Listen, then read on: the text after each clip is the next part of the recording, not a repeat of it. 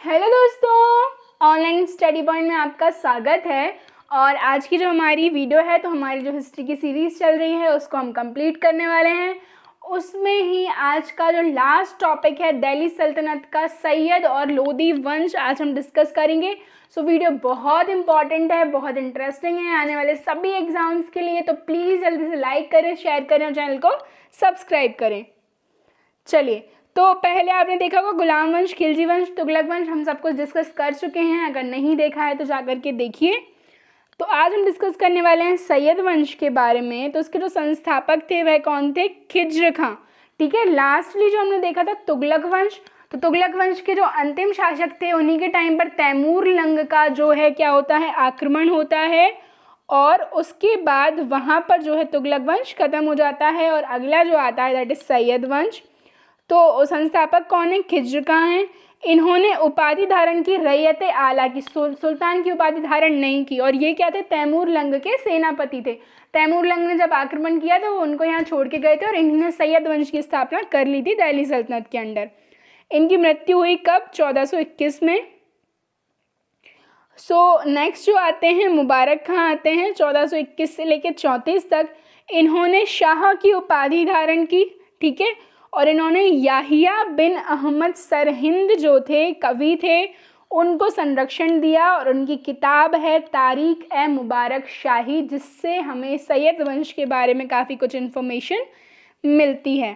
Okay, और इस वंश के जो अंतिम शासक थे ही वॉज अलाउद्दीन आलम शाह। बस इस वंश में इससे ज़्यादा कुछ भी इम्पॉर्टेंट नहीं है। जो भी क्वेश्चन बनेगा यहीं से बनेगा, हम देख लेंगे। अगला जो हम देखने वाले हैं दिल्ली सल्तनत के अंदर लास्ट डायनेस्टी, मतलब अंतिम वंश है, दैट इज़ लोदी वंश। ठीक है, 1451 से 1526 तक ये रहा है। इसके बाद जो है मुगल शासन स्थापित होगा। लोदी वंश 1451 से 1526 तक रहा। संस्थापक जो थे वह कौन थे? तो ही वॉज बहलोल लोधी। ठीक है, बहलोल लोधी से क्या क्या याद रखना है हमें? 1451 से 59 तक ये रहे। दिल्ली पर प्रथम अफगान राज्य की स्थापना इनके द्वारा की गई। ठीक है, और इनके द्वारा बहलोल सिक्के चलाए गए।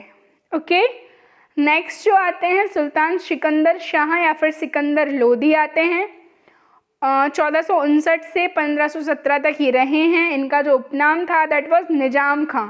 ठीक है, राजधानी स्थानांतरित की थी इन्हें दिल्ली से आगरा, और आगरा शहर की स्थापना इन्हीं के द्वारा की गई थी। तो ये क्वेश्चन पूछा जाता है कि आगरा शहर की स्थापना किसने की? ओके, नागरकोट का जो ज्वालामुखी मंदिर है इन्हीं के द्वारा ध्वस्त किया गया था। ठीक है, और ये क्या है, कविताएं लिखने का इनको शौक था। तो इनका जो पेन नेम था दैट वाज गुलरुखी। ओके, और इन्होंने एक मेजरिंग यूनिट बनाई थी लैंड को मेजर करने के लिए, दैट वाज गज एस सिकंदरी। ठीक है, चलिए हम बढ़ते हैं आगे। The last ruler of the dynasty Ibrahim Lodi. ठीक है, अंतिम शासक थे। और हम बात करें कि 1517 से 1526 तक ये रहे हैं। पानीपत का प्रथम युद्ध 1526 में इब्राहिम लोदी और बाबर के बीच में होता है। और बाबर को आक्रमण के लिए बुलाने वाले जो दो लोग थे वो कौन थे? दौलत खान लोदी और आलम खां। ठीक है, ये क्वेश्चन भी इम्पॉर्टेंट है जो कि पूछा जाता है। और इसी के बाद इब्राहिम लोदी पानीपत का जो प्रथम युद्ध था उसमें हार गए थे। और फिर इसके बाद दिल्ली सल्तनत ख़त्म होती है और मुग़ल साम्राज्य की स्थापना ज़हीरुद्दीन मोहम्मद बाबर के द्वारा की जाती है। ठीक है, बाबर इसमें जीत गए थे। अब हम आगे क्वेश्चंस डिस्कस करेंगे। Let's see the first question. Syed वंश का संस्थापक कौन था? जल्दी से आंसर दीजिए, सबने पढ़ा है।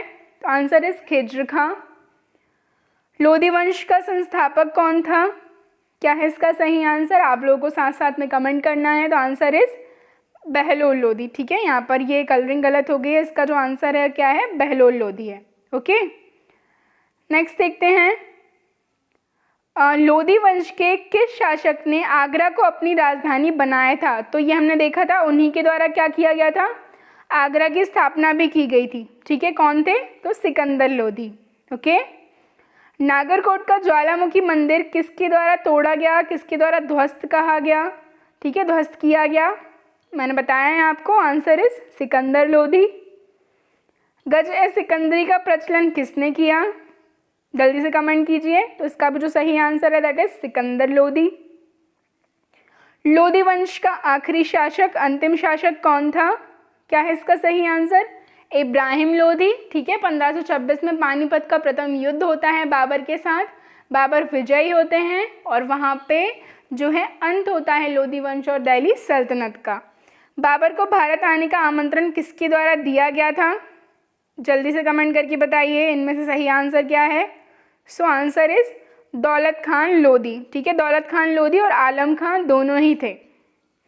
पानीपत का प्रथम युद्ध किसके बीच हुआ था? सो क्या है इसका सही आंसर? जल्दी से कमेंट कीजिए। इब्राहिम लोधी और बाबर के बीच में 1526 में। निम्नलिखित में से कौन सा शासक गुलाम वंश का नहीं था? तो इनमें से हमें बताना है। गुलाम वंश का कौन नहीं था? इब्राहिम लोधी। ठीक है, ऐबक, इल्तुतमिश, बलबन तीनों ही जो है गुलाम वंश के शासक हैं। गुलाम वंश हमने डिस्कस कर लिया है, अगर आपने वीडियो नहीं देखा तो जाकर के देख सकते हैं। निम्नलिखित में से कौन सा शासक गुलरुखी के नाम से कविता जो है लिखता था? सही आंसर क्या है इसका? सिकंदर लोधी।